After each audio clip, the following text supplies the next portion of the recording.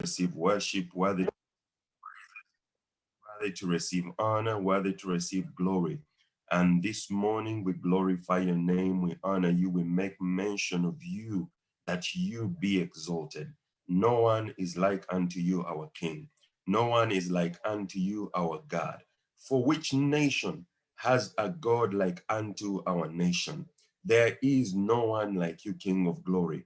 We are a people who have been called. We are the sheep of your pasture. King of glory, we magnify your name. We glorify you. We exalt your name. We make mention that you are King of kings. You are holy. The government shall be on your shoulders, and your name shall be Wonderful, Counselor, Mighty God, Everlasting Father. And the expansion of your kingdom, there shall be no end. King of glory, we bless your name. This morning we glorify you. This morning we honor you. This morning we make mention that there is no one like you. You reign above all others. And we say that your name is holy. Your name is holy. Your name is holy. Your name is holy. You are deserving of all worship. You are deserving of all praise. You are deserving to be glorified. You are deserving to be honored. You are deserving to be glorified. Yes, blessed be your name. In Jesus' name, amen and amen and amen. Amina, amina, amina. Hallelujah. We bless the name of the Lord Tugulumiza erinnya lya Mukama because he is good. kubanga mulungi. His mercies endure forever. N'okusaasira kwe kubeerera emirembe gyonna. What makes him holy is that he is God. Ekimufuula omutukuvu kubanga ye Katonda. Many times we mistake holiness for piety. Oluusi tuyinza okubuubwa mu butuukirivu ne tuyita obutukuvu. Nedda. Nti oluusi tulowooza nti obutukuvu bwe tuyimba ku butukuvu bwa Katonda nti kiba kitegeeza bugonvu oba bukkakkamu. Holiness is not piety. Obutukuvu si bugonvu. God is holiness himself. Katonda mutukuvu. And that's what makes his word holy. Kye kifuula ekigambo kye kitukuvu. Because his word is true. Kubanga ekigambo kye mazima. It endures forever. Era kibeerera emirembe kyonna. One of the names of God is that he's called the Ancient of Days. Erimu ku linnya lya Katonda lwe lwazi olw'edda n'edda, Katonda eyabeerawo okuva emirembe gyonna. Omukadde ow'emyaka emingi, that is what the Bible calls him. Omukadde ow'emyaka emingi. Ancient of Days. Omukadde ow'emyaka emingi. When we begin talking about the holiness of God, it is not talking about piety or being calm or being lowly. Bwe twogera ku butukuvu bwa Katonda tetutegeeza kwegonza, bukakkamu na kubeera awo bw'otyo. But it's actually talking about the greatness of our God. Tuba twogera ku bukulu obwa Katonda waffe. And I know that our Pastor Robert Kasozi has done a series about the greatness of our God. Era nga mmanyi musumba waffe Kasozi akoze ku kuyigiriza okungi kukwata ku bukulu bwa Katonda. So every time we sing and cry out, holy, holy, holy, think and begin to move into that zone of talking about the greatness of our God. Bulijjo bwe twogera oba bwe tuyimba mutukuvu mutukuvu, leka oyingire mu sseeyo eri okutegeera obukulu bwa Katonda. With him there is no beginning and there is no end. Mu ye temuli ntandikwa era temuli kkomo. He is the creator of time. In him time consists. Ye yatonda ebiseera n'obudde, ye kennyini biseera ate budde. And no wonder Peter speaks and says that in him we live and move and have our being. Tekyewuunyisa Peetero bw'agambira nti mu ye mwe tutambulira, mwe tubeerera abalamu, mwe tulina obulamu. I thought it was important for me to emphasize that because of the way the worship team was leading us. And thank you, worship team, for leading us in that period of worship. Ndowooza kibadde kikulu nnyo nze okugabanako nammwe ku ngeri worship team gye badde eweereza gye tuli, era worship team mwebale nnyo. Thank you so much, everyone who has joined us in the online service. You are welcome to this service. This is Kawempe Worship Center. Buli atweyunzeeko ku online service eno tusanyuse okulaba, eno ye Kawempe enkulungo y'okusinza. We have had a super great week. We had a very wonderful time with Apostle Stephen Atria on Wednesday. Tubadde ne wiiki ennyuvu ennyo era ku Lwokusatu twalina Apostle Atria wamu naffe. And I'm excited about what God has started doing and the times that we have entered into. Era nze neesunze nnyo okulaba Katonda kye yatandika okukola era ne bino ebiseera bye twayingiddemu. I don't know about you, but I'm excited. Simanyi ki ekiri gy'oli naye nze neesunze nnyo. But without further ado, today I want us to get into the word. Olwaleero njagala tuyingire mu kigambo. So together with me, let's welcome Pastor Robert Kasozi to share the word of God. Wamu nange katwanirize omusumba Kasozi agabane naffe ekigambo kya Katonda. Amen. Amina. Amen. Thank you so much, Pastor Paul. Webale nnyo musumba Paulo. So glad to have all of you here. Kirungi okubeera nammwe mwenna wano olwaleero. Thank you, worship team, for leading us. Worship team mwebale nnyo kutukulembera. We thank God that you are able to make time and do practices, but also do lead us in worship. I know it's hard work, but thank you. Manyi nti omulimu gwe mukola si mwangu naye mwebale okuwaayo obudde ne mukola practice era ne mujja ne mutukulembera. Thank you for Pastor Paul for leading us always. Twebaza musumba Paulo okutukulemberanga bulijjo. And so we want to welcome all of you that are on YouTube, but also on Zoom. Mwenna abali ku YouTube tubaaniriza nammwe abali ku Zoom. I see a lot of you are logging on. Ndaba bangi ku mmwe mutandise okujja okutwegattako. I see the Duke. I was talking to Dr. Bwanika last week at the beginning of the week. Wiiki eweddewo yali etandikira nayogerako ne Apostle Bwanika.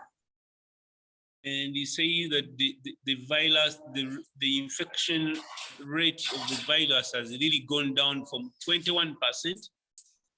N'agamba nti engeri akawuka kano gye kabadde kaasaasaanamu esse wansi kati eri ku bitundu 21. Okuva ku 21. By the time we talked, it was under 9%. Bwe twayogerera byali ebitundu wansi w'ebitundu 9 ku buli 100. And he said the target was to get it under 5%. Era n'atugamba ekiruubirirwa kya kukassa wansi ku bitundu 5 ku buli 100. And once we get into that range, the nation will be opened up. Era bwe tunnaka wansi ku bitundu ebyo ebitaano eggwanga lijja kuddamu liggulwe. So you guys, you need to realize it's a miracle. Nsaba kino mukitegeere nga kyamagero. Those nations, the European nations, when once they got into those rates, that's how they lost so much people, 1,000 people per day. Amawanga g'abazungu bwe gaatuuka mu rating ezo bafiirwa abantu 10,000 buli lunaku. But I think Uganda, we are still even under, with all the people that have died, we are still under 3,000 people that have died of the pandemic. W'ogatta abantu bonna abafudde okuyita mu pandemic eno tetunaba kuweza 3,000. So it's nothing but the hand of God. Ekyo kyonna kizze lwa mukono gwa Katonda. And everyone said amen. Somewhere in your chat, please type amen. Gambako amiina wo wonna w'oli. You are still alive, you won't die, you are going to live and see the goodness of the Lord. Okyali mulamu togenda kufa ogenda kusigala ng'oli mulamu okulaba obulungi bwa Mukama. God is living here. God is leaving you here for a purpose. Katonda kyakuleseewo olw'ekigendererwa. Amen. We thank God for his protection and his healing powers. Twebaza Katonda olw'obukuumi bwe n'amaanyi ge agawonya. We've been talking about the ways of the Lord.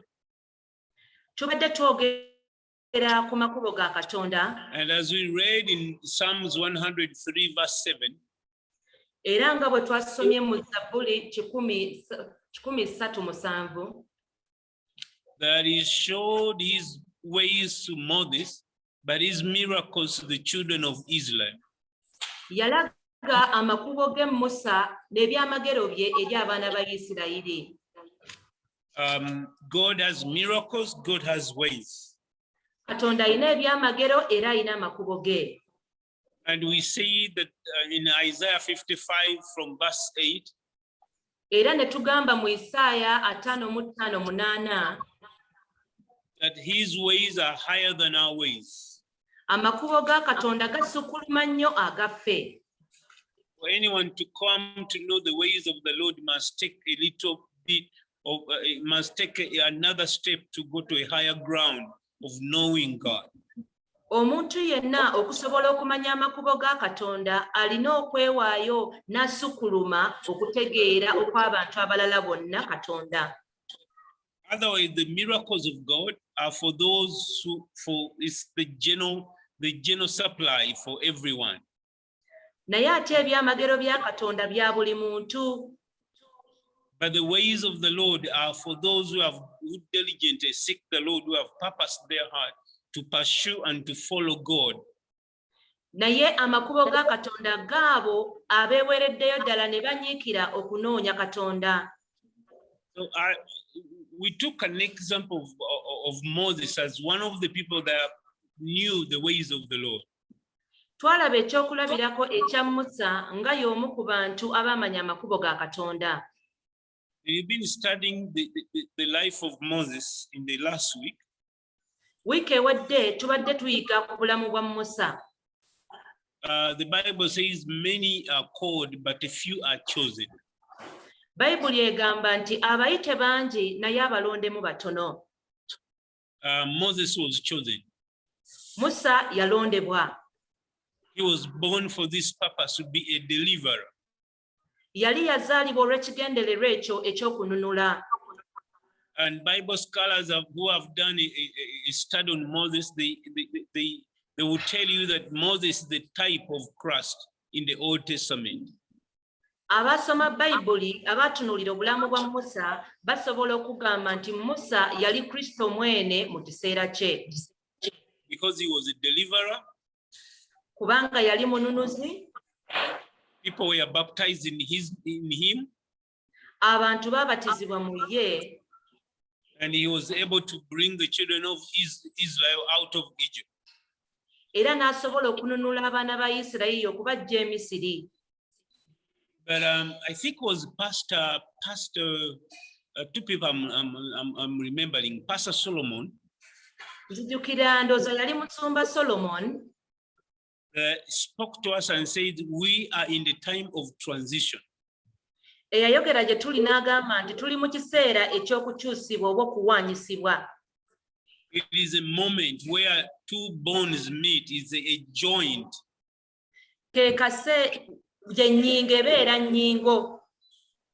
And so something is coming to an end and something new is beginning. Ewali ekikadde we kikomera n'ekipya we kitandikira. And I believe also Pastor Tria said the same. Era nzikiriza ne Pastor Atria naye yayogera kye kimu. When he said that in March this year, the Lord spoke to him and he said, we yagambira nti mu March Katonda yayogera naye n'agamba nti that in March 1st was the end of the old generation, but the beginning of a new one. Nga lumu omwezi ogwokusatu omulembe omukadde gwali gukomekkerera era ng'omupya gutandika. So that's what we kept on singing and talking about in the few last years, that we are crossing over. We actually cross over from the last generation to a new generation. Ekyo kye twasiibanga twogerako omwaka oguwedde tusomoka tuyingira omulembe omupya nga tuva mu mukadde. And some of us are so blessed to be able to cross from the old to a new one. Era abamu ku ffe tuli ba mukisa okuva mu mulembe omukadde okuyingira omupya. We are coming with the experience of walking with God. Tuyingira n'obumanyirivu obw'okutambula ne Katonda. And a new generation are going to be introduced to the ways of the Lord. Era mu mulembe guno omupya ogugenda okuyigirizibwa amakubo ga Katonda. And I remember Apostle Peter used to say the same thing over and over again when he used to come over in 2019. Era nzijukira Apostle Peter yayogera ebintu bye bimu ng'abiddiringana bwe yajjanga mu mwaka 2019. God will make a church out of the church. Katonda ajja kutandika ekkanisa mu kkanisa. A nation out of a nation. Ajja eggwanga mu ggwanga. And so I want to talk to you about this moment. Njagala okwogera nammwe ku kaseera kano. The moment of fulfillment. Akaseera ak'okutuukirizibwa. And I want to use the example of the birth of a nation of Israel. Era njagala okukozesa ekyokulabirako ekyeggwanga lya Isirayiri. When you study the ways of the Lord, if you know the ways of the Lord, bw'osoma ku makubo ga Katonda oba woba omanye engeri za Katonda, when God is going to do something new, Katonda bw'abanga wakola ekintu ekipya, he will prepare a man. Ateekateeka omuntu. That's the way of the Lord. Ago ge makubo ga Katonda. You study about every new thing that God has done. Gweyiga oba soma ku buli kipya Katonda ky'akoze. He uses people, he uses men or women. Akozesa bantu, abakazi n'abasajja. But you also need to understand, for God to use anyone, he has to train. He has to shape or train them first, prepare them. Era olina okumanya Katonda bw'aba waakukozesa muntu alina okusooka okumuyigiriza amubangule amuteeketeeke. And so let's do a little bit of study about the birth of the nation of Israel. Kati katulabe ku kuzaalibwa kw'eggwanga lino Isirayiri. It is birthed in Exodus from chapter 1 up to almost chapter 14. Eggwanga lino lizaalibwa mu kitabo kyo okuva essuula esooka paka essuula y'e14. When the time came, the story is told of a couple that came together in marriage and birthed a son called Moses. Kigambibwa olugero olw'omukazi n'omusajja abaafumbiriganwa ne bazaala omwana Musa. That's how deliverance of nations, of families is started. Someone must be born. Bwe batyo famire bw'ezaalibwa oba eggwanga bwe lizaalibwa wateekwa okubaawo omuntu asooka okuzaalibwa. And then the process starts right there. Era omutendera ne gutandika bwe gutyo. And Moses was so ordinary that he drew the attention of his parents that they served him even in the midst of a pandemic of murder. Era Musa yali wanjawulo nnyo kubanga n'abazadde be baamukweka mu kiseera ekyalimu okufa. How do you know there is a new season coming? Omanya otya nti ebiro ebipya bituuse? Will always be marked by mass death or murder or some kind of killings. Buli kaseera wabeerawo okufa ekitta bantu oba okusaanyawo kw'abantu. It is a sign that the enemy is trying to destroy a certain generation that's anointed for deliverance. Kaba kabonero nga Setaani agezaawo okusaanyawo omulembe ogulina okuleeta okununulibwa. You remember the 2 years that after Jesus was born? Ojjukira emyaka 2 nga Yesu yaakazaalibwa. There was an intentional murder of all boys under the age of 2. Kaali kagenderere okutta abaana bonna abalenzi abali wansi w'emyaka 2. And so even this pandemic does come in our time. Era n'ono pandemic aze mu kiseera kyaffe. I believe for me that's a sign that something, deliverers are being born. Nzikirizanga ke kabonero nti abanunuzi bazaaliddwa. Something new is about to happen. Something is being birthed. Ekipya kinaatera okubaawo, kiri mu kuzaalibwa. And so when God is birthing a nation, Katonda waba azaala eggwanga, he will prepare a man first, or a group of people. Kuteekateeka muntu oba abantu. He will take that man or that group of people through some shaping or training or modeling to maturity. Ayisa abantu abo mu kubangula, mu kukyusibwa, mu kutegekebwa ne mu kukula. I will ask you to go and study the chapters of Exodus chapter 2, chapter 3, chapter 4 up to 14. Ngenda kusaba oddeyo osome okuva essula ey'okubiri paka ey'ekumi. When God is birthing Israel, Katonda bwe yali azaala Isirayiri, he was also destroying the nation of Egypt. Kyokka yali asaanyaawo eggwanga ly'e Misiri. A new nation is being born, but the old one is being destroyed. Eggwanga eppya nga liri mu kuzaalibwa, kyokka ekkadde nga liri mu kuggyibwawo. You know, the Apostle Peter said that God will birth a nation, a church out of a church. Apostle Peter yatugamba Katonda ajja kuzaala eggwanga mu ggwanga era ajja ekkanisa mu kkanisa. By the time you read Exodus chapter 10, chapter 11 and 12, bw'osoma okuva essula ey'ekkumi, 11, 12, it is exactly 430 years ago. Not ago. From the moment God spoke to Abraham. Okuva Katonda we yayogera ne Musa gyali emyaka 430.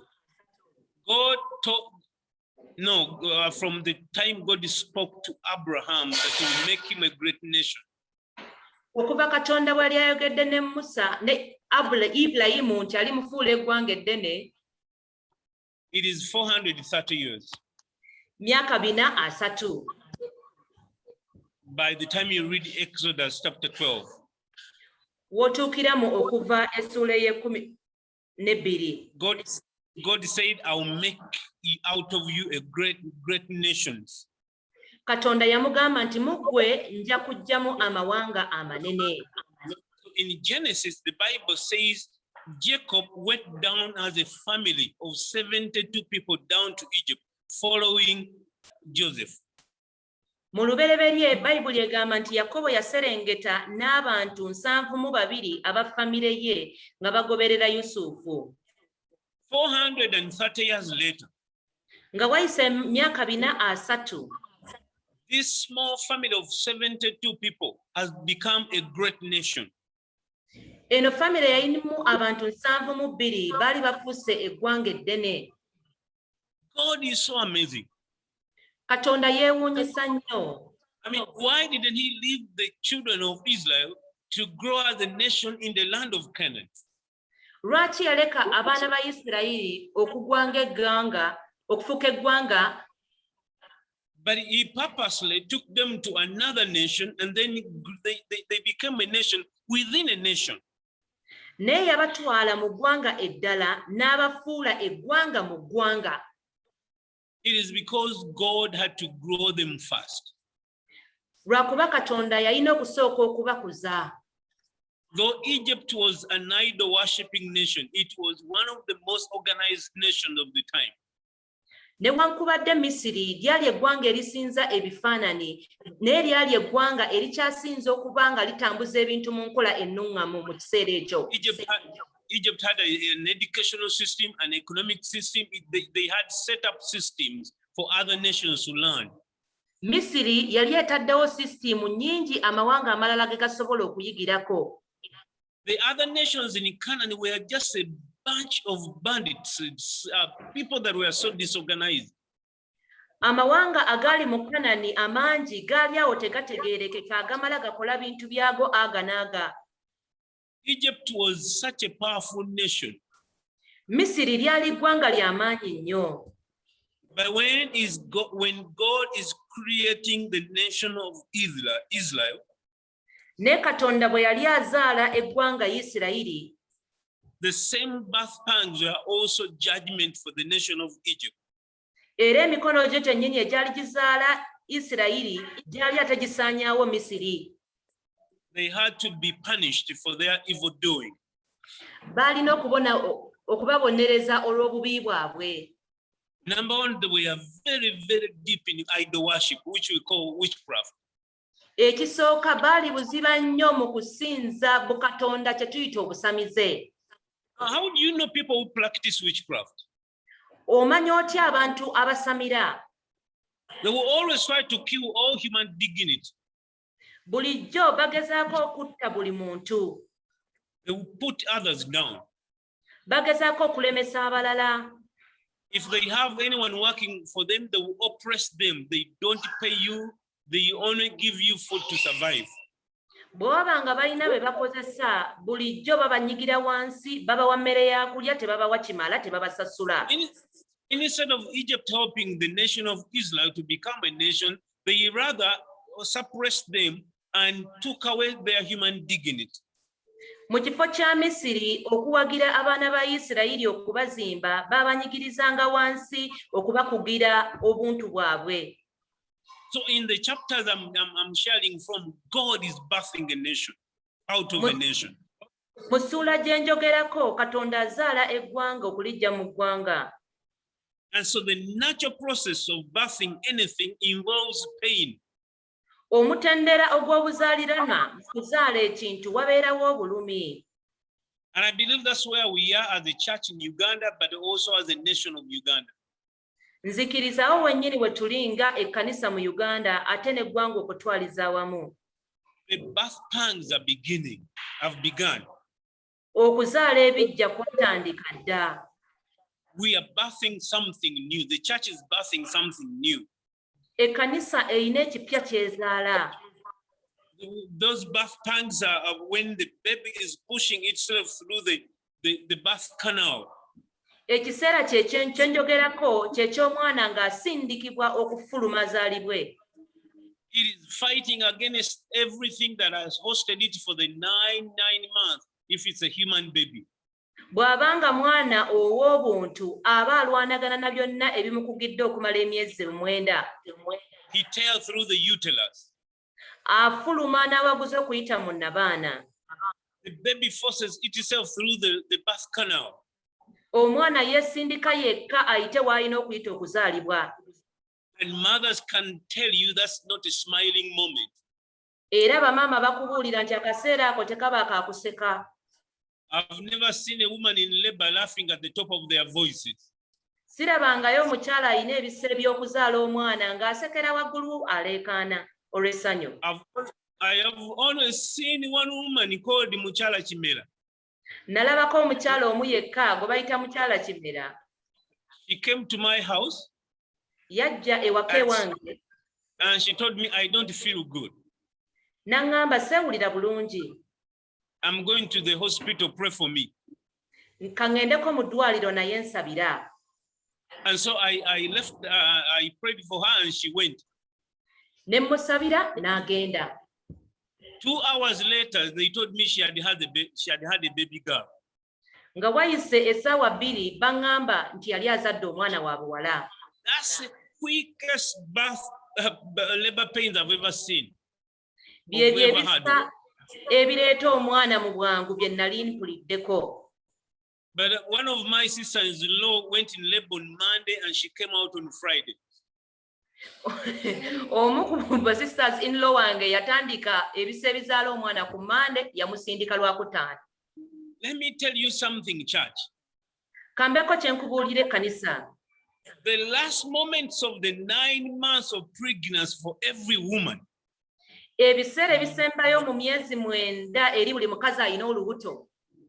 Are very intense. They are very painful. Biba si byangu, biba bizito nnyo. It is a moment of life and death for both the mother and the baby. Kaba kaseera ka kufa na bulamu eri maama n'omwana. If the nurses, the prayer warriors, the intercessors are not very careful, Kiba kyetaagisa abasabi no bannansi abeegayirizi n'abasabi oba nga si beegendereza. be very attentive. balina okuba nga balaba. Or at that moment, there is a possibility of losing both the baby and the mother. Mu kaseera ako maama oba omwana bayinza okufa. So it has been 430 years. Gyali emyaka 430. Now in chapter 10, chapter 11, chapter 12, Kati mu ssuula ya 10, 11, 12, the moment has come for the nation to come out. Akaseera kali katuuse ak'eggwanga okuzaalibwa. But Egypt is holding on. They don't want to believe that they are losing this group of people. Naye Misiri yali ekyabeesibyeko nga tennaba kukkiriza nti abantu bano bagenda. Let me tell you something, church. Pambeeko kye nkubuulira ekkanisa. All of us have had dreams, Ffenna tuloose ebirooto. visions, Tufunye okwolesebwa. things that you have waited for some of you for your lifetime. Ebintu by'obadde olindirira bamukumma okumala obuseera byo byonna. And some of you for a long period of time. Ate eri abalala okumala ebbanga eddene ennyo. For Israel, Eri Isirayiri, Joseph waited for this moment and he died. Yusufu yalindirira akaseera ako naye n'amala n'afa. His children waited for the same moment, but they died. Abaana be baalindirira ekiseera kye kimu naye ate baafa. And then several generations died in Egypt, but the promise of God still stood. Era emirembe mingi nnyo ne gifa naye ate waliwo abaasigala nga bayimiridde. You know, I don't know who I'm encouraging, but I'm speaking to this morning. Simanyi ani gwe nzizaamu amaanyi era gwe njogera naye enkya ya leero. If God spoke to you, Bw'abanga Katonda yayogera naawe, it doesn't matter how long it takes. si nsonga kitwala bbanga ki. The word of the Lord shall never fall on the ground. Ekigambo kya Katonda tekirigwa ku ttaka kkalu. You may not see it in your lifetime, but your children or your grandchildren will see it. Oyinza obutakiraba ng'okyali mulamu naye abaana bo n'abazzukulu bo balikiraba. Some of the promises God is speaking to you are transgenerational. Ebimu ku mmwe ebisuubizo Katonda by'ayogera nammwe bya mirembe egisoba mu gumu. The children were promised to Abraham, but he did not get to see them in his physical life. Abaana baasuubizibwa Ibulayimu naye ate teyabalabako mu biseera bye ng'akyali mulamu. But they came to pass because God spoke. Naye kyatuukirira ne bajja kubanga Katonda yali ayogedde. Amen. Amiina. Type amen if you believe what I'm saying. Your dream will never die. Your Typing vision will amina. never die. Bw'oba okitegedde nti ekirooto kyo tekirifa n'okwolesebwa kw'olina tekulifa. But there comes a moment in life Waliwo ebiseera we bituuka mu bulamu, when God just stands up on his throne and says, let's go do it. Katonda w'ayimirira mbagirawo n'agamba kaakati katugende tukole. It is the now moment. Ke kaseera kano kennyini. It is called the due time. The Bible calls it when the due time came. Bayibuli egamba nti ekiseera ekituufu bwe kyatuuka. It is a time of fulfillment. Kye kiseera eky'okutuukirizibwa. Some have called it a new season. Abamu babiyita ebiro ebipya.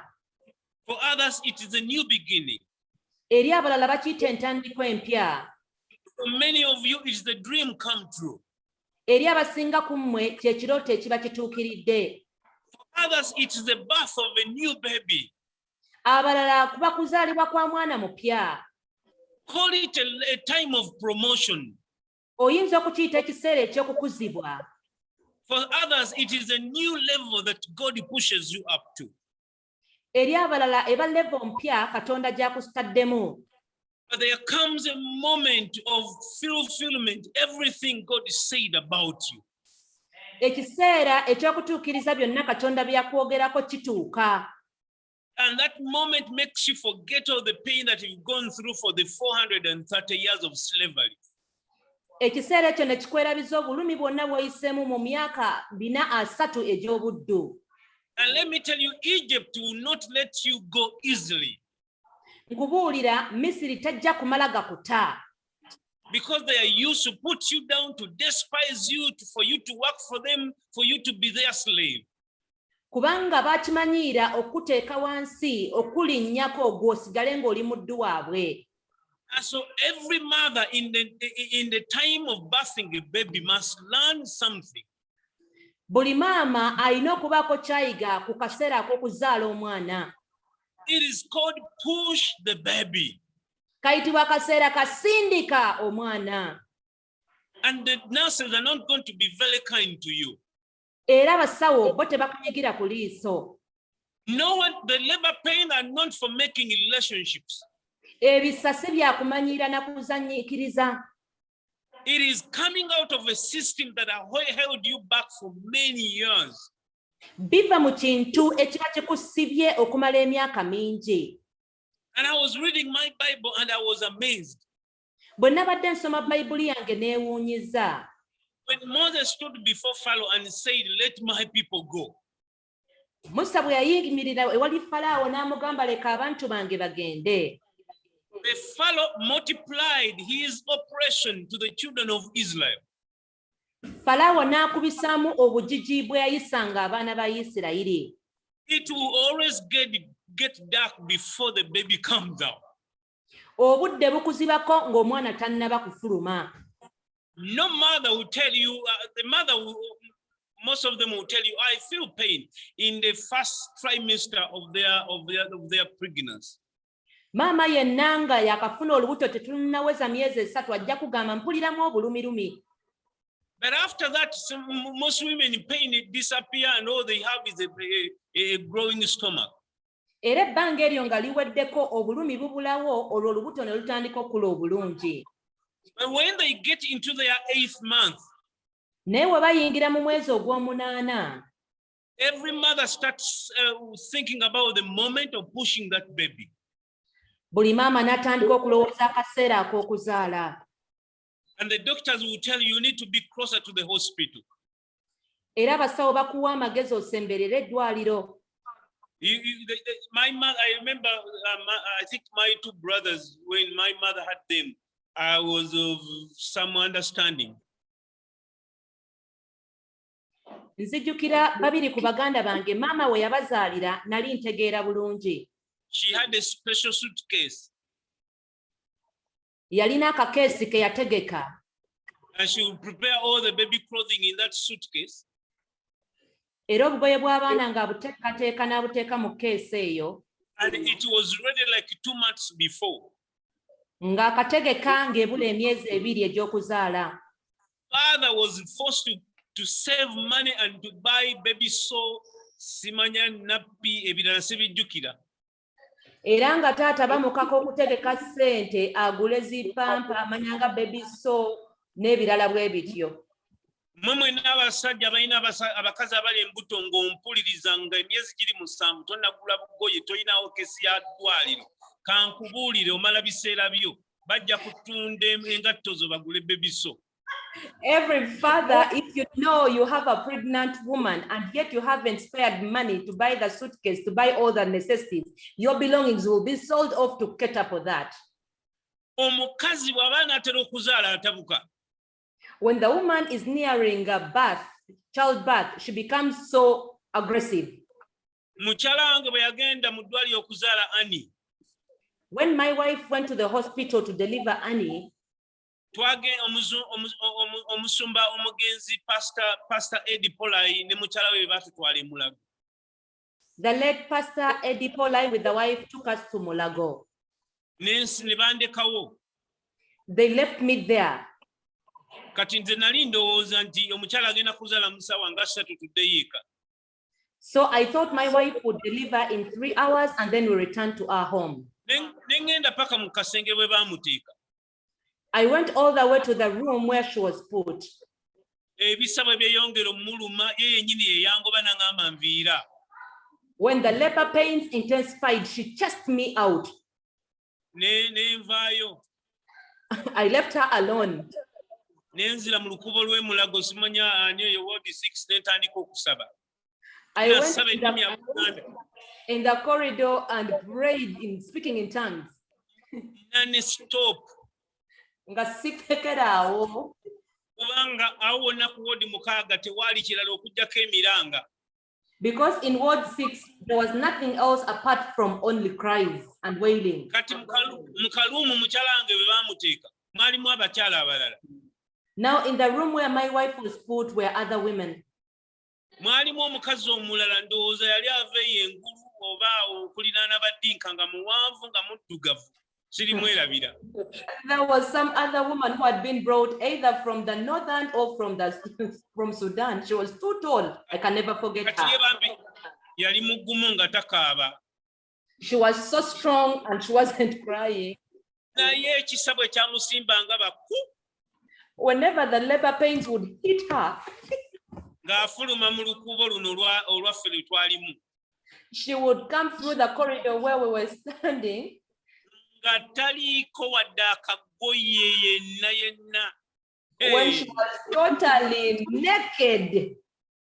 Naye ng'omukazi muwanvu But she was too tall. She was long. ng'akwata bukwasa omukono n'aguseno ku mugongo n'atambulamu awo paka ekisalo ekikkakkana kyokka. She would support her back with her hand until when the labor pains would decrease. Abatunula mwe mulaba omuntu bw'aba azaala tebamusekerera. Those who are bystanders, it would be up to you. When someone is delivering, no one dares to laugh at them. Ate ekisa bwe kikusimba tosobola kulondawo mbu bamusajja yabakuzaalisa oba mukazi. Ekiriwo kyekiriwo. When the labor pain hits you, you cannot make a choice of who is to help you deliver. Whoever is there stands out for you. Bakulaga bulazi bifaananyi ne bagamba musawo musajja ye yakuzaalisa. They only give you a testimony after that it was the male nurse that helped you to deliver your child. The focus is on the baby coming out. Amaaso gonna oba ogatunuulizza mwana kuzaalibwa. Era ebisa ebyazaala ensi ya Isirayiri. And the labor pains that brought out the nation of Israel, Misiri yabiwuliramu. Egypt felt them. Byagireka nga ababerebere baafa, baayina ebikere, baayina enkukunyi, baayina ensekere, ebisolo byafa, ensi yaddugala. They felt all the plagues that attacked them and even losing their firstborn children. 10 birth pangs. We call them plagues that plagued Israel. I mean Egypt. Byonna byonna ebibi ebyatuuka ku Misiri bye byazaala Isirayiri. Babiyita bibonyoobonyo. They are the plagues. Mukyala Kasozi byamuluma okumala olunaku lulamba, omusawo yamaliza agamba tasobola kusindika ne bamuyisaako ekiso. Mrs. Kasozi experienced labor pains for a full day and eventually she delivered through a C-section. Bw'atyo Ani bwe yajja mu nsi. That's how Annie came to this world. N'olwekyo bassebo ne bannyabo. So ladies and gentlemen, Ekiseera kye tulimu ng'ekkanisa. the time we are in as a church, Many of you hearts are beating like coming out of your chest. abamu emitima gibakubanga eginaabafuluma kuyita mu bifuba byammwe.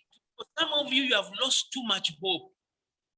Abamu mufiiriddwa muweddemu essuubi lingi. A painful moment even for this nation of Uganda.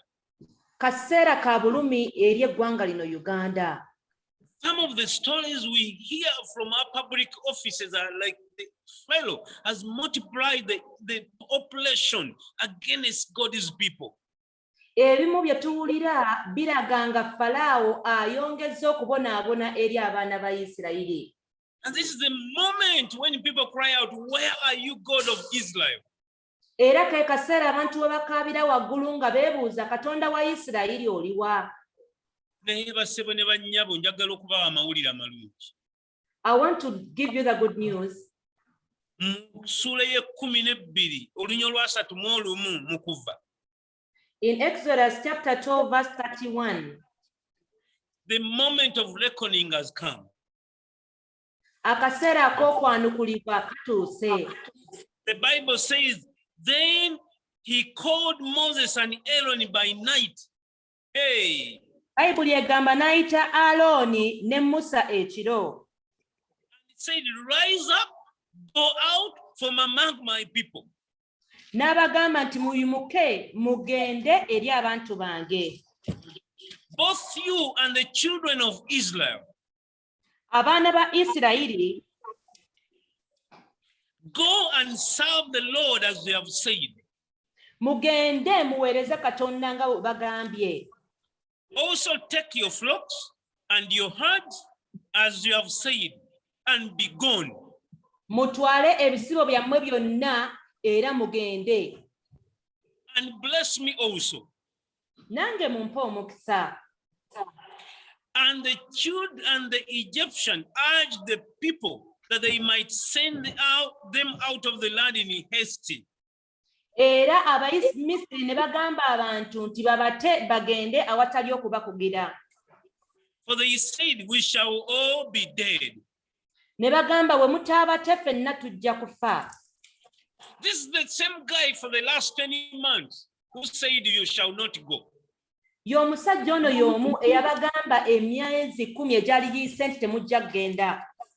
He said, the first Yagamba time, omulundi ogusooka he set them free about 3 times. yabata emirundi ng'esatu. He said the first time, go, but don't go far. Ogwasooka yabagamba mbatadde naye temugenda wala. And Moses said, no. Musa n'agaana. He set them free for the second time. He said, go, but only the men go. Let your flocks and your wives and your children stay. N'abata ogwokubiri n'abagamba nti mwe abasajja mbatadde mugende, ebisibo byammwe bakyala bammwe n'abaana bo basigale. And then the third time he said, go, but let the children, let your flocks stay, but they let the people go. Ogwokusatu n'abagamba nti mwe abantu mugende naye ebisibo sibitadde. But Moses said, we must go, all of us, including our children, including our wives, including everything. Naye Musa n'alemerako n'agamba nti tugenda ffenna n'ebisibo byaffe, bakyala baffe n'abaana baffe. Let me tell you, church, Kankubuulire ekkanisa. you are not fully free Tonnaba kufuuka wa ddembe if your children are not born again, abaana bo bwe baba nga si balokole, if your wife is not born again, mukyala wo nga talokokanga, if you have zero finances, there is something still missing. bw'oba nga toyina ssente wakyaliwo ekibulako. Deliverance means all of you, means you, your wife, your children, your finances, your job, everything will go and serve the Lord. Okununulibwa kitegeeza nti igwe, mukyala wo, omwami wo, abaana bo, bonna ebyammwe binaagenda ne biweereza Katonda. And so the verses you have read in chapter 12, Ennyiriri ze tusomye mu ssuula y'e12, the same guy that has said no for 430 years, omusajja oyo omu eyali agaanye okumala emyaka 430 representing a system of slavery, oppression, ng'akiikirira obusibe, okubonyaabonya n'obuddu. by a miracle hand of God, he calls Moses and Aaron by night. He could not sleep. Olw'omukono gwa Katonda ogw'ebyamagero yayita Alooni ne Musa mu kiro ng'otulo tumubuze. And said, go, N'abagamba mugende, take your flock, muweereze Katonda, mutwale ebisibo byammwe. be gone with your children, with your wife, go and leave our land. Mugende ne bakyala bammwe n'abaana bammwe muve mu nsi yaffe. Even the Egyptians, they came out on the streets to their neighbor and said, leave, go. N'Abamisiri ne bava mu nju zaabwe ne badda ku kkubo nga babagobaganya, mugende mutuviire. Oh, this is what I call the due time. Kino nze kyempita ekiseera ekituufu The ekirindiddwa, moment of fulfillment. akaseera ak'okutuukirizibwa. A new season when your enemies pray for you, when they declare blessing over you. Ebiro ebipya nga n'abeerabe bo bakusabira omukisa. When those who hated you even help to push your car to start so you can go to your destination. N'abo abaakukyawanga bakuyambako okusindika emmotoka yo etandika obaviira ogende mu ntuuko zo. It's a moment of promotion. Those that you have leaving behind, they are not sad, but they are happy that you are leaving. Ke kaseera ak'okukuzibwa, abo bonna b'oviira tebasigala mu nnaku ne baba basanyufu kubanga ogenda. For Israel, it was a historical moment that carried a lot of deep spiritual impact. Eri Isirayiri ke kaali akaseera akaali kalina obuziba obw'ebyo ebigenda mu maaso mu mwoyo. And so Moses, the man that learned the ways of the Lord, Musa omusajja yali ayize amakubo ga Katonda, through pain becomes the deliverer. okuyita mu bulumi yafuuka omununuzi. He stands in a place where God is fulfilling his promises of 430 years. Ayimirira mu kifo nga Katonda atuukiriza ebisuubizo bye eby'emyaka 430. This week I've been praying Wiiki eno mbadde nsaba that the Lord will use me to be an answer to the prayer that we have prayed by Papa Ron, Pastor Kawesa, and all the dead saints that left this earth.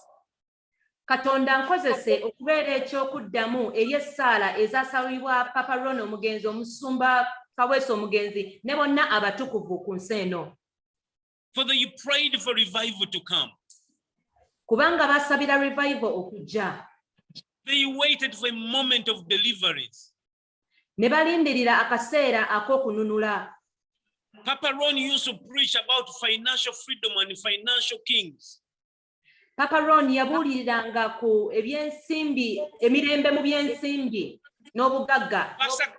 Pastor Kawesa died waiting for $1 billion to come into his account. Musumba Kaweesa we yafiira ng'akyalindirira $1 billion okutuula ku akawunti ye. They had dreams to see the kingdom of God becoming one of the biggest mountains of the Lord in the land. Balina ebirooto ebyokulaba obwakabaka bwa Katonda nga bufuuka olusozi olukyasinza obunene mu nsi. They waited for the rapture. They waited for the church to become the bride of Christ without spot or wrinkle. Balindirira okukwakkulibwa n'okulaba ng'ekkanisa efuuse omugole wa Kristo etaliiko bbala newankubadde olufunyiro. They died waiting for the unity of the church. Baafa balindirira obumu mu kkanisa. But they did not die with their faith. Their faith is still carried on in our lives. Okukkiriza kwe baalina tebaafa nakwo, naye kukyali kulamu mu ffe abaliwo. And now the moment has come. Era akaseera ke kano akatuuse. I'm telling you, church, the time is now. Nkubuulira ekkanisa ekiseera kye kino. God has even set a time for wealth transfer. In our time, he has it on our calendar marked down. Katonda yalambika n'obudde ku kalenda yaffe wagenda okukyusiza obugagga. The moment is here. Akaseera ke kano. They waited, but God decided that he would do it in our time. Baalindirira ne Katonda n'assalawo nti alikikola mu biro byaffe bino. Church, I am so excited in my spirit nowadays. Nze omwoyo wange mukyamufu nnyo nnindirira neesunga. That all the delays that I've suffered in my life, nti okulwa kwonna kwendabyeko mu bulamu bwange, and the pain that I've gone through, n'obulumi bwonna bwe mpiseemu, have been nothing but the Lord shaping me for this moment. Bibadde tebigasa neewabula Katonda nga ntegekera ekiseera kino. I've been in my Midian. Mbadde mu Midiani yange. We've gone without money. We've gone with barely working on a budget.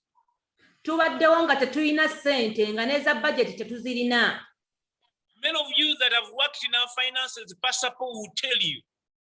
Abamu ku mmwe abakoze mu ssente z'ekkanisa nga musumba Pawulo musobola okwogera. How we even manage the church on a weekly basis with the little finances that we have is a miracle. N'engeri gye tutambuzaamu ekkanisa ne ssente entono ze tulina okumala wiiki kyamagero. How we have done so much with the so little is amazing. Engeri gye tukozeemu ebintu ebingi nga tukozesa ebitono bye tulina kyewuunyisa. But the time is now. naye the moment akaseera has come. kano era akaseera katuuse The church is being born out of a church. ekkanisa eri mu kuzaalibwa okuva mu kkanisa bwe kityo A n'eggwanga nation is being born out of a nation.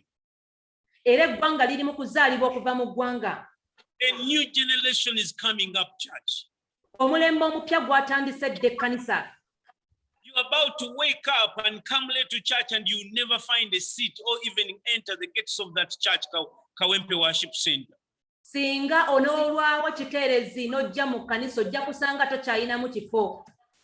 We are entering a moment where the government will be forced, without us going to the government, to make inroads and byways coming to Kawempe Worship Center because of the traffic that will be coming to attend online services at our church. Tuyingira mu kiseera nga gavumenti yo yennyini egenda kukakibwa okukola amakubo agaleeta abantu ku kkanisa kubanga bajja kuba bangi nnyo gabasukkeko. People are about to flock to Kawempe Worship Center because the Prime Minister, the public leaders, all the public commission people who dish out jobs will come to Kawempe Worship Center. And people like, I'm going to go to that church because if you go there, the Prime Minister, the Minister, the MOP, and all the people who dish out jobs to this nation and members of Kawempe Worship Center. Era ekkanisa egenda kujjula ebooge abantu kubanga ba Prime Minister abagaba emirimu ba CEO ba MDD bonna bagenda kubanga bali mu Kawempe Worship Center abantu beekulungulule nga bajje nga bamanyi nti balina kye bagenda okufunayo eno. It is being prophesied that even the president himself will come for counsel. We will not go to his house, but he will come to us for counsel. Kyalagulwa dda nga ne pulezidenti kennyini yajja okutambula ajja atwebuuzeeko si ffe abagenda mu nju ye naye ye yagenda okujja ewaffe ne Kawempe ng'atunoonya. Religious leaders, including Muslim, the Catholics, and the Protestants, the Seventh Day, they will come to Kawempe Worship Center to learn how to worship in spirit and truth. Bannaddiini abakulembeze mu maddiini bajja kutambula beekulungulula bajja e Kawempe bayigirizibwe engeri y'okusinzaamu. Because the prophetic word of worship that will sweep through the nation is coming to pass in our time, in this moment, in this transition. Kubanga ekigambo eky'obunnabbi eky'okusinza kyo kyatuuse dda e Kawempe era kitambula mu nsi eno yonna kigenda kutuukirira.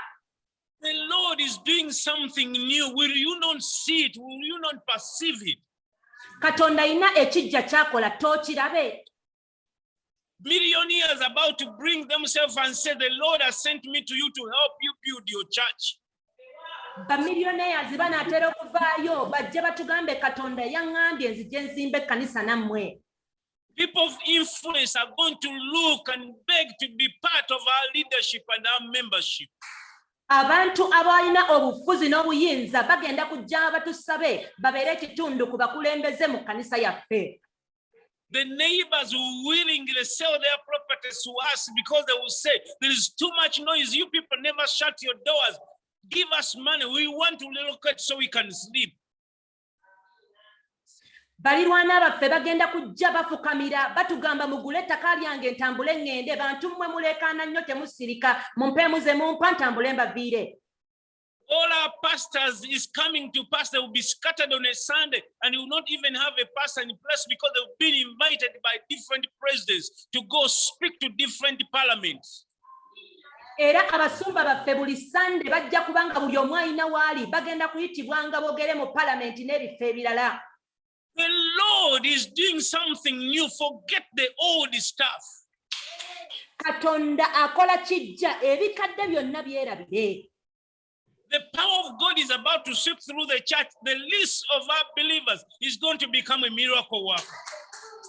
Katonda ali mu kuyita mu kkanisa yaffe omutono mu ffe anaakola bukozi by'amagero.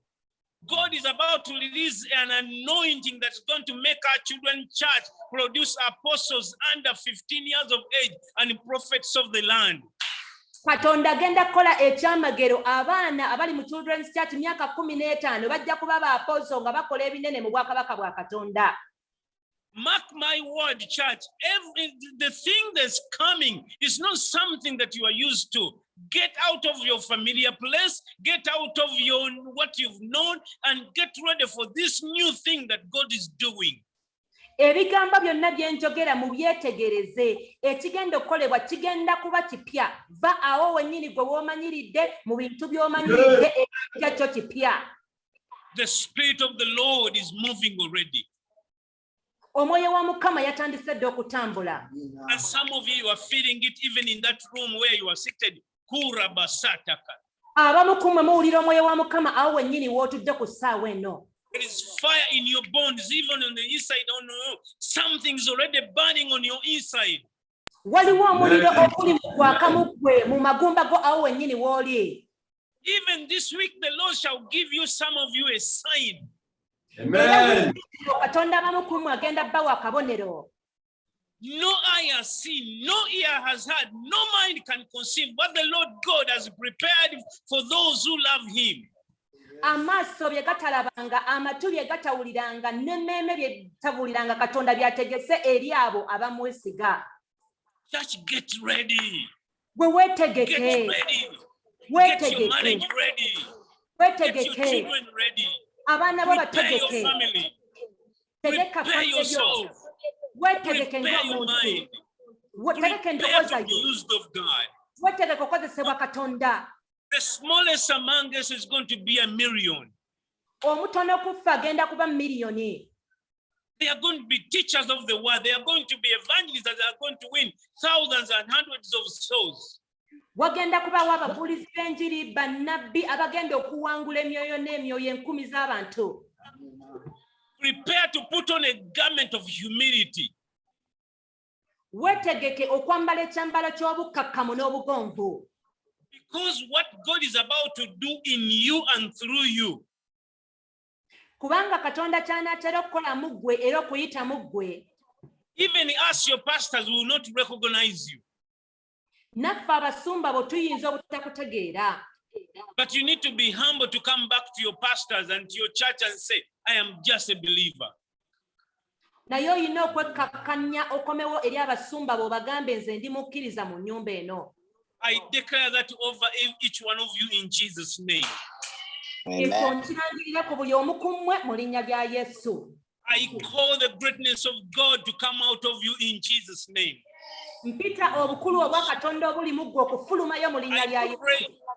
I pray for those of you that are called to handle finances to become financial kings. May the Lord anoint you and bless your hands with resources, kingdom resources. Nze nsabira abo bonna abakwata ssente Katonda abafuule empagi eza ssente mu bwakabaka buno. I'm praying over you that even your children shall be prophetic. They will be apostolic. They will be the oracles of God in Jesus' name. Nsabira abaana bammwe babeere abatume, babeere bannabbi abakwata ekigambo kya Katonda mu biseera byabwe mu linnya lya Yesu. I pray that you shall be anointed. Miracles, signs, and wonders shall follow you wherever you go in Jesus' name. Nsaba ofukibweko amafuta ebyamagero n'obubonero bitambulenga naawe gy'onoogendanga mu linnya lya Yesu. The lame shall walk. Abalema batambule. The dead shall live again in Jesus' name. Abafu bazuukire babe balamu nate mu linnya lya Yesu. The dumb shall speak in Jesus' name because of your word. In Bonna Jesus' name. bakasiru boogere mu linnya lya Yesu. The crippled shall be made whole by the command of your mouth in Jesus' name. Abalema banaatereeranga olw'okyakwatula okw'ekigambo kyo mu linnya lya Yesu. The Lord shall go before you like a mighty man of war in Jesus' name. Katonda akukulembere ng'omulwanyi ow'amaanyi mu linnya lya Yesu. You shall no longer be despised in your family or in your area. Oleme kuddamu kunyoomebwa mu famire y'ewammwe naawe wonna w'obeera. For the Spirit of the Lord comes upon you in power. Omwoyo wa Mukama akukkako mu maanyi. I pray that even this moment the Spirit of the Lord shall come to begin to come upon you in your house. Nsaba omwoyo wa Mukama kakukkeko awo mu nnyumba w'oli mu linnya lya Yesu. May your hands be anointed to be the hands of a healer in Jesus' name. Leka emikono gyo gifune amafuta ag'okubeera awonya mu linnya erya Yesu. May your mind perceive the mysteries of the kingdom of God and His word. Era endowooza yo efune ebyama eby'obwa Katonda mu linnya lya May the Yesu. Lord honor in Jesus' name. Katonda akuteeketeeke akozese ng'ekibya eky'omuwendo mu linnya lya Yesu. I pray that even nations shall wait for you in Jesus' name. Nkusabira n'amawanga gennyini gakulindirire mu linnya lya Yesu. You shall speak to kings and people of influence in every land. The Lord shall take you. Oyogere ne bakabaka n'abantu ab'obuyinza mu nsi zonna Katonda gy'anaakutwala mu linnya lya You shall Yesu. not lack resources, but the Lord shall give you more than enough, and you shall be a blessing to your parents, to your family, to your neighbors, to the nation, and to the church in Jesus' name. Tolibulwa bikozesebwa byonna naye Katonda akufuule omukisa mu famire y'ewammwe mu beewammwe mu ggwanga by'oli mu mikwano gyo mu linnya lya Yesu. You shall be an example of holiness and righteousness, a model that the Lord himself has appointed for such a time as this. Obeere ekyokulabirako eky'obutuukirivu n'obutukuvu Katonda ky'ataddewo mu mulembe guno. May the Lord use you for his glory. Nsaba Katonda akozese olw'ekitiibwa kye. May the Lord use you for his glory. Katonda akukozese olw'ekitiibwa kye. May the Lord anoint you for his glory in Jesus' name. Katonda akufukeko amafuta olw'ekitiibwa kye mu I linnya lya declare Yesu. over you, Kawempe Worship Center. May the Lord use you for his glory. Nkulangirirako Kawempe empulongo y'okusinza Katonda akozese olw'ekitiibwa kye. May you lift up the name of Jesus like a banner high in the sky in Jesus' name. Oyimuse erinnya lya Yesu nga bendera waggulu mu linnya lya Yesu. May the Lord use you for his glory in such a time as this in Jesus' name. Katonda akozese olw'ekitiibwa kye mu kiseera kino kyennyini. May he clothe you with his strength even in your weakness in Jesus' name. Akwambaze n'amaanyi ge mu bunafu bw'olina mu linnya lya Yesu. I seal all those words with the blood of Jesus over your life. Ebigambo ebyo byonna mbinnyika mu musaayi gwa Yesu ku bulamu bwo mu linnya lya Yesu. You shall remember them and not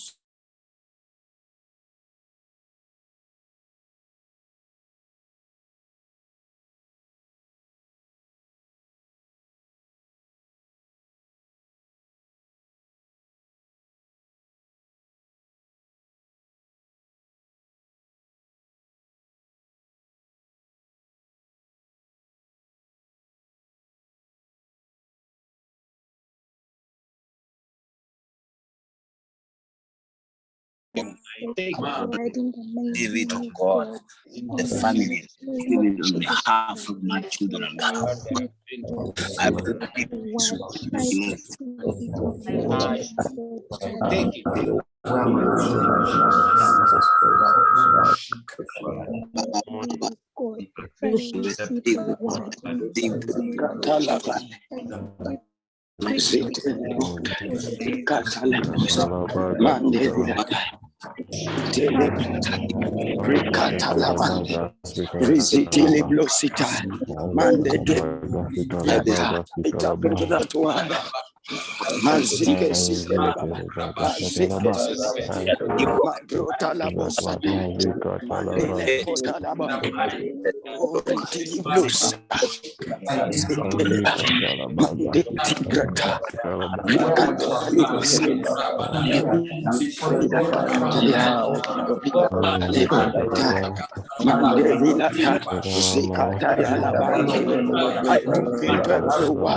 which has prophesied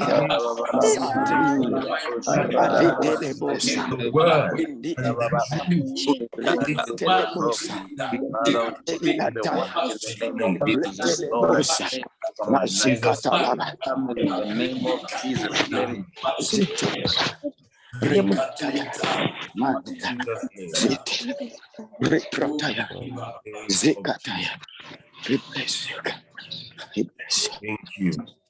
Thank you, Pastor Robert, for sharing such a word. Webale Musumba Robert ogabana naffe ekigambo ekyo. As you were sharing, I remembered something prophetic that happened in our congregation in the month of March. Bw'obadde ogabana ne nzijukira ekyobunnabbi ekyaliwo mu kanisa mu mwezi ogwokusatu. And church, that is why when we come together as a congregation, even online, let us not take lightly any of the things that happen in our midst. Yensonga lwaki bwe tukuŋŋaana wamu ng'ekkanisa newankubadde essaawa eno tuli ku online tetulina kusaagira mu bintu byonna ebiba bigenda mu maaso. Because in March, when we were doing Revival Week, Mu mwezi ogwokusatu nga tuli mu Revival Week, the Lord gave a very, very specific instruction to one of our pastors. Katonda yawa omu ku basumba baffe ekiragiro. And I mean, we could have said, what is that? Twandinyoomodde ne tugamba biki ebyo by'ayogera. In fact, I remember sharing what we were going to do with somebody that I respect so much, and they said something that could have distracted me. Era nzijjukira nnyina gwe nagabanako naye ku nsonga eyo era engeri gye yayanukulamu oba oliawo yandimpugudde ku kigendererwa. But you know, the Lord told us, Naye I don't Mukama know if Muchala yatugamba, Jiko is still with us, the Lord told us in the end of that revival week to blow Mukama trumpets. yatugamba nga Revival Week yeggwako okufuuwa ekkondeere, And for each and every one of the pastors to speak and prophesy over the congregation. era nga buli musumba yenna abeeko ekigambo ky'obunnabbi ky'ayogera eri congregation. Those who attended the service, you remember what happened. Abaaliwo mu service eyo mujjukira ekyaliwo. Now I am beginning to understand with what Apostle Atria said on Wednesday. Kati ntandika okutegeera n'ekyo Apostle Atria kye yatugamba ku Lwokusatu. Actually, it was declaring the end of the season and entering into a new one. Kyali kikolwa ekyokulangirira ekkomo lya biro ebikadde era nga kirangirira ebiro ebipya. Go back in your Bibles and read everywhere that trumpets are found. Ddayo mu Bayibuli yo osome buli wantu ewali amakondeere nga gafuuyibwa. Amen. We have gone